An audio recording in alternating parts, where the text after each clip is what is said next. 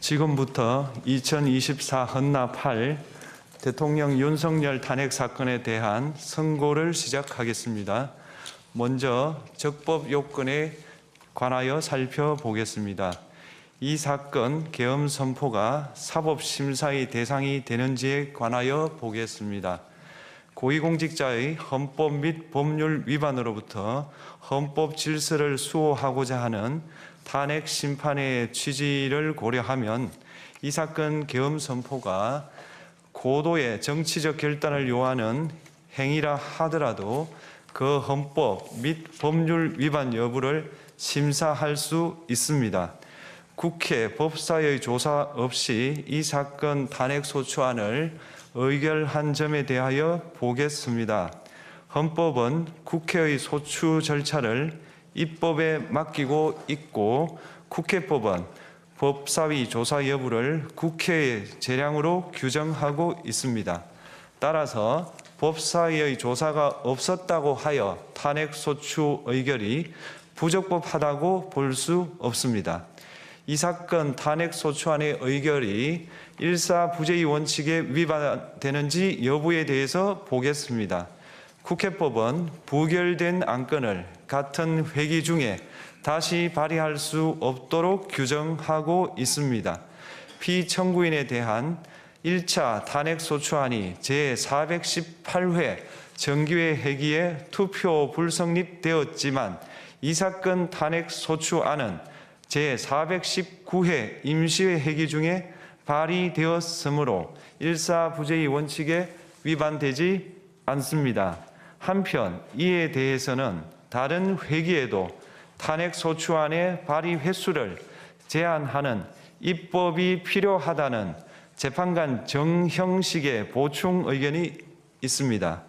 이 사건 계엄이 단시간 안에 이에 대해서는 다른 회기에도 탄핵 소추안의 발의 횟수를 제한하는 입법이 필요하다는 재판관 정형식의 보충 의견이 있습니다. 이 사건 계엄이 단시간 안에 해제되었고 이로 인한 피해가 발생하지 않았으므로 보호 이익이 헌결되었는지 여부에 대해서 보겠습니다. 이 사건 계엄이 해제되었다고 하더라도 이 사건 계엄으로 인하여 이 사건 탄핵 사유는 이미 발생하였으므로 심판의 이익이 부정된다고 볼 수 없습니다. 소추 의결서에서 내란죄 등 형법 위반 행위로 구성하였던 것을 탄핵 심판 청구 이후에 헌법 위반 행위로 포섭하여 주장한 점에 대하여 보겠습니다. 기본적 사실관계는 동일하게 유지하면서 적용 법조문을 철회, 변경하는 것은 소추 사유의 철회, 변경에 해당하지 않으므로 특별한 절차를 거치지 않더라도 허용됩니다. 피청구인은 소추 사유에 내란죄 관련 부분이 없었다면 의결 정족수를 충족하지 못하였을 것이라고 주장하지만 이는 가정적 주장에 불과하며 객관적으로 뒷받침할 만한 근거도 없습니다. 대통령의 지위를 탈취하기 위하여 탄핵 소추권을 남용하였다는 주장에 대하여 보겠습니다. 이 사건 탄핵 소추안의 의결 과정이 적법하고 피소추자의 헌법 또는 법률 위반이 일정 수준 이상 소명되었으므로 탄핵 소추권이 남용되었다고 볼 수 없습니다. 그렇다면 이 사건 탄핵 심판 청구는 적법합니다. 한편 증거법칙과 관련하여 탄핵 심판 절차에서 형사소송법상 전문법칙을 완화하여 적용할 수 있다는 재판관 이미선, 김형두의 보충 의견과 탄핵 심판 절차에서 앞으로는 전문법칙을 보다 엄격하게 적용할 필요가 있다는 재판관 김복형, 조한창의 보충 의견이 있습니다. 다음으로 피청구인이 직무집행에 있어 헌법이나 법률을 위반하였는지 피청구인의 법 위반 행위가 피청구인을 파면할 만큼 중대한 것인지에 관하여 살펴보겠습니다.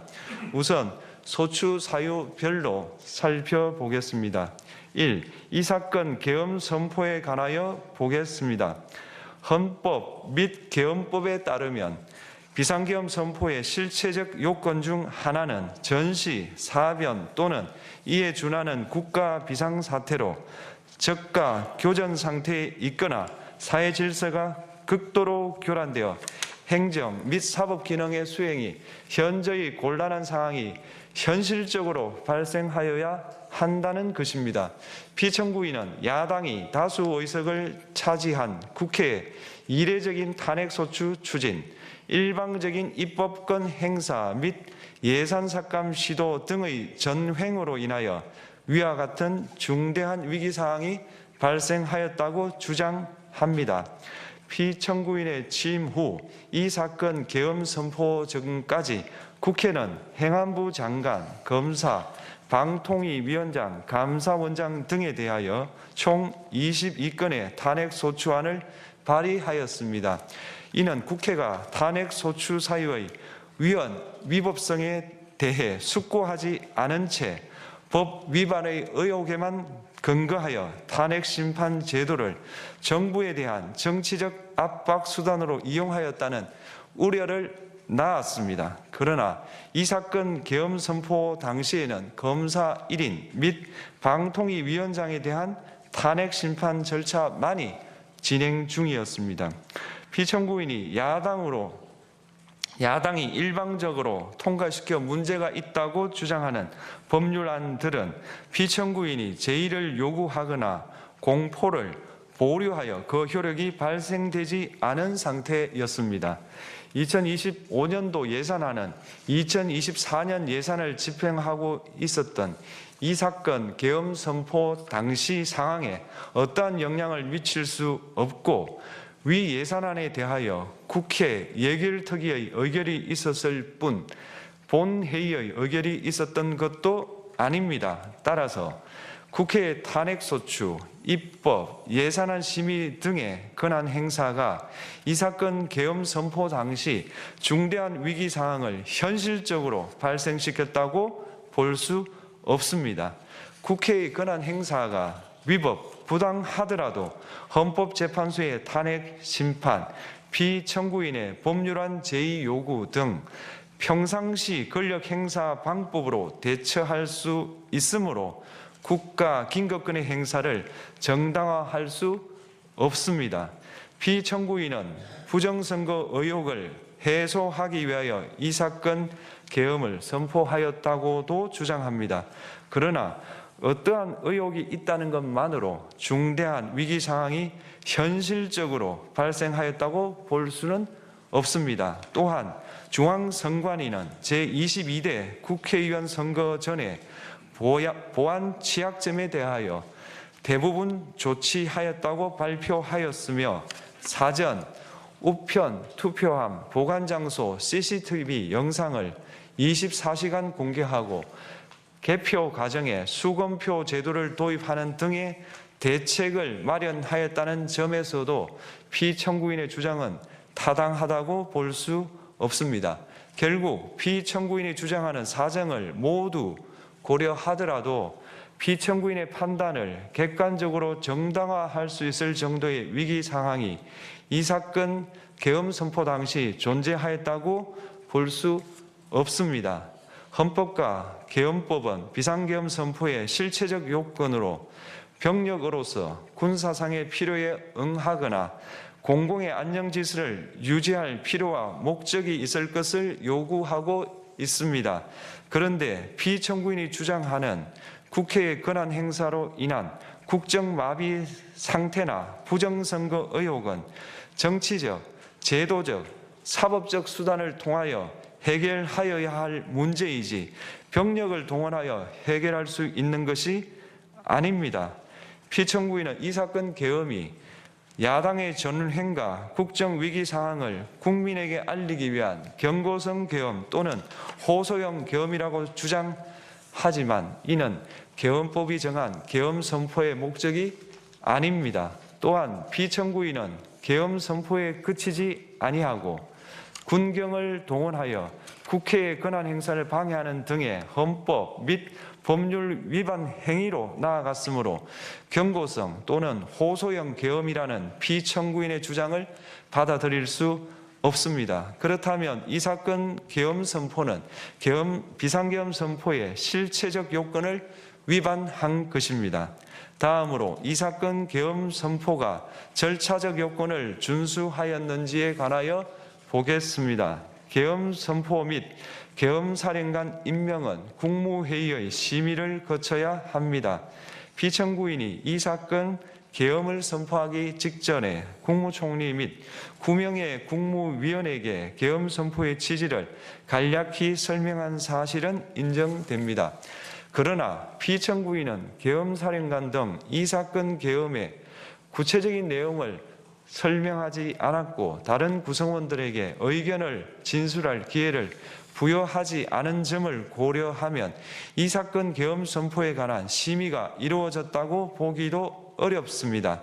그 외에도 피청구인은 국무총리와 관계 국무위원이 비상계엄 선포문에 부서하지 않았음에도 이 사건 계엄을 선포하였고 그 시행 일시, 시행 지역 및 계엄사령관을 공고하지 않았으며 지체 없이 국회에 통고하지도 않았으므로 헌법 및 계엄법이 정한 비상계엄 선포의 절차적 요건을 위반하였습니다.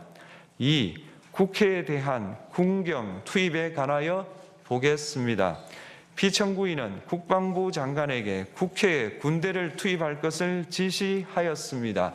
이에 군인들은 헬기 등을 이용하여 국회 경내로 진입하였고 일부는 유리창을 깨고 본관 내부로 들어가기도 하였습니다.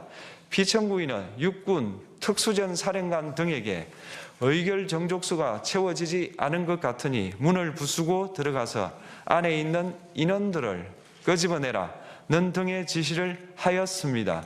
또한 피청구인은 경찰청장에게 계엄사령관을 통하여 이 사건 포고령의 내용을 알려주고 직접 6차례 전화를 하기도 하였습니다. 이에 경찰청장은 국회 출입을 전면 차단하도록 하였습니다. 이로 인하여 국회로 모이고 있던 국회의원들 중 일부는 담장을 넘어가야 했거나 아예 들어가지 못하였습니다.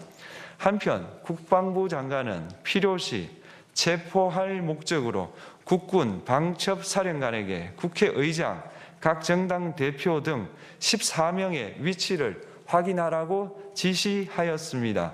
피청구인은 국가정보원 1차장에게 전화하여 국군 방첩사령부를 지원하라고 하였고 국군 방첩사령관은 국가정보원 1차장에게 위 사람들에 대한 위치 확인을 요청하였습니다. 이와 같이 피청구인은 군경을 투입하여 국회의원의 국회 출입을 통제하는 한편 이들을 끌어내라고 지시함으로써 국회의 권한 행사를 방해하였으므로 국회에 계엄 해제 요구권을 부여한 헌법 조항을 위반하였고 국회의원의 심의 표결권, 불체포 특권을 침해하였습니다. 또한 각 정당의 대표 등에 대한 위치 확인 시도에 관여함으로써 정당 활동의 자유를 침해하였습니다.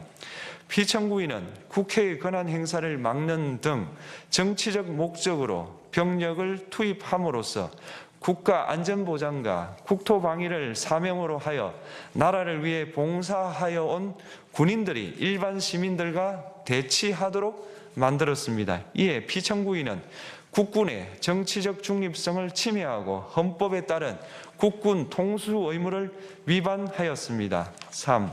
이 사건 포고령 발령에 관하여 보겠습니다. 피청구인은 이 사건 포고령을 통하여 국회, 지방의회, 정당의 활동을 금지함으로써 국회에 계엄 해제 요구권을 부여한 헌법조항, 정당 제도를 규정한 헌법조항, 대의민주주의 권력분리 원칙을 위반하였습니다. 비상계엄 하에서 기본권을 제한하기 위한 요건을 정한 헌법 및 계엄법 조항, 영장주의를 위반하여 국민의 정치적 기본권, 단체 행동권, 직업의 자유를 침해하였습니다. 4. 중앙선관위에 대한 압수수색에 관하여 보겠습니다. 피청구인은 국방부 장관에게 병력을 동원하여 선관위의 전산 시스템을 점검하라고 지시하였습니다. 이에 따라 중앙선관위 청사에 투입된 병력은 출입 통제를 하면서 당직자들의 휴대전화를 압수하고 전산 시스템을 촬영하였습니다. 이는 선관위에 대하여 영장 없이 압수수색을 하도록 하여 영장주의를 위반한 것이자 선관위의 독립성을 침해한 것입니다. 5. 법조인에 대한 위치 확인 시도에 관하여 보겠습니다. 앞서 말씀드린 바와 같이 피청구인은 필요시 체포할 목적으로 행해진 위치 확인 시도에 관여하였는데 그 대상에는 퇴임한 지 얼마 되지 않은 전 대법원장 및 전 대법관도 포함되어 있었습니다. 이는 현직 법관들로 하여금 언제든지 행정부에 의한 체포 대상이 될 수 있다는 압력을 받게 함으로 사법권의 독립을 침해한 것입니다. 지금까지 살펴본 피청구인의 법 위반 행위가 피청구인을 파면할 만큼 중대한 것인지 관하여 보겠습니다. 피청구인은 국회와의 대립사항을 타개할 목적으로 이 사건 계엄을 선포한 후 군경을 투입시켜 국회의 헌법상 권한 행사를 방해함으로써 국민 주권주의 및 민주주의를 부정하고 병력을 투입시켜 중앙선관위를 압수수색하도록 하는 등 헌법이 정한 통치구조를 무시하였으며 이 사건 포고령을 발령함으로써 국민의 기본권을 광범위하게 침해하였습니다. 이러한 행위는 법치국가 원리와 민주국가 원리의 기본 원칙들을 위반한 것으로 그 자체로 헌법 질서를 침해하고 민주공화정의 안정성에 심각한 위해를 끼쳤습니다. 한편 국회가 신속하게 비상계엄 해제 요구를 결의할 수 있었던 것은 시민들의 저항과 군경의 소극적인 임무 수행 덕분이었으므로 이는 피청구인의 법 위반에 대한 중대성 판단에 영향을 미치지 않습니다. 대통령의 권한은 어디까지나 헌법에 의하여 부여받은 것입니다. 피청구인은 가장 신중히 행사되어야 할 권한이 국가 긴급권을 헌법에서 정한 한계를 벗어나 행사하여 대통령으로서의 권한 행사에 대한 불신을 초래하였습니다. 피청구인이 취임한 이래 야당이 주도하고 이례적으로 많은 탄핵 소추로 인하여 여러 고위공직자의 권한 행사가 탄핵 심판 중 정지되었습니다. 2025년도 예산안에 관하여 헌정사상 최초로 국회 예산결산특별위원회에서 정액 없이 감액에 대해서만 야당 단독으로 의결하였습니다. 피청구인이 수립한 주요 정책들은 야당의 반대로 시행될 수 없었고 야당은 정부가 반대하는 법률안들을 일방적으로 통과시켜 피청구인의 제의 요구와 국회의 법률안 의결이 반복되기도 하였습니다. 그 과정에서 피청구인은 야당의 전횡으로 국정이 마비되고 국익이 현저히 저해되어 가고 있다고 인식하여 이를 어떻게든 타개하여야만 한다는 막중한 책임감을 느끼게 되었을 것으로 보입니다.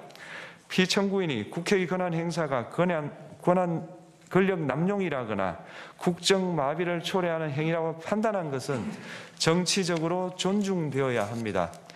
그러나 피청구인과 국회 사이에 발생한 대립은 일방의 책임에 속한다고 보기 어렵고 이는 민주주의 원리에 따라 해소되어야 할 정치의 문제입니다. 이에 관한 정치적 견해의 표명이나 공적 의사결정은 헌법상 보장되는 민주주의와 조화될 수 있는 범위에서 이루어져야 합니다. 국회는 소수 의견을 존중하고 정부와의 관계에서 관용 그리고 자제를 전제로 대화와 타협을 통하여 결론을 도출하도록 노력하였어야 합니다. 피청구인 역시 국회의 대표인 국회를 협치의 대상으로 존중하였어야 합니다. 그럼에도 불구하고 피청구인은 국회를 배제의 대상으로 삼았는데 이는 민주정치의 전제를 허무는 것으로 민주주의와 조화된다고 보기 어렵습니다. 피청구인은 국회의 권한 행사가 다수의 횡포라고 판단했다 하더라도 헌법이 예정한 자구책을 통해 견제와 균형이 실현될 수 있도록 하였어야 합니다. 피청구인은 취임한 때로부터 약 2년 후에 치러진 국회의원 선거에서 피청구인이 국정을 주도하도록 국민을 설득할 기회가 있었습니다. 그 결과가 피청구인의 의도에 부합하지 않더라도 야당을 지지한 국민의 의사를 배제하려는 시도를 하여서는 안 되었습니다. 그럼에도 불구하고 피청구인은 헌법과 법률을 위반하여 이 사건 계엄을 선포함으로써 국가 긴급권 남용의 역사를 재현하여 국민을 충격에 빠뜨리고 사회, 경제, 정치, 외교 전 분야의 혼란을 야기하였습니다. 국민 모두의 대통령으로서 자신을 지지하는 국민을 초월하여 사회 공동체를 통합시켜야 할 책무를 위반하였습니다. 군경을 동원하여 국회 등 헌법기관의 권한을 훼손하고 국민의 기본적 인권을 침해함으로써 헌법소의 책무를 저버리고 민주공화국의 주권자인 대한국민의 신임을 중대하게 배반하였습니다. 결국 피청구인의 위법 행위는 국민의 신임을 배반한 것으로 헌법 소의 관점에서 용납될 수 없는 중대한 법 위반 행위에 해당합니다. 피청구인의 법 위반 행위가 헌법 질서에 미친 부정적 영향과 파급 효과가 중대하므로 피청구인을 파면함으로써 얻는 헌법 소의 이익이 대통령 파면에 따르는 국가적 손실을 압도할 정도로 크다고 인정됩니다. 이에 재판관 전원의 일치된 의견으로 주문을 선고합니다. 탄핵 사건이므로 선고 시각을 확인하겠습니다. 지금 시각은 오전 11시 22분입니다. 주문, 피청구인 대통령 윤석열을 파면한다. 마치겠습니다.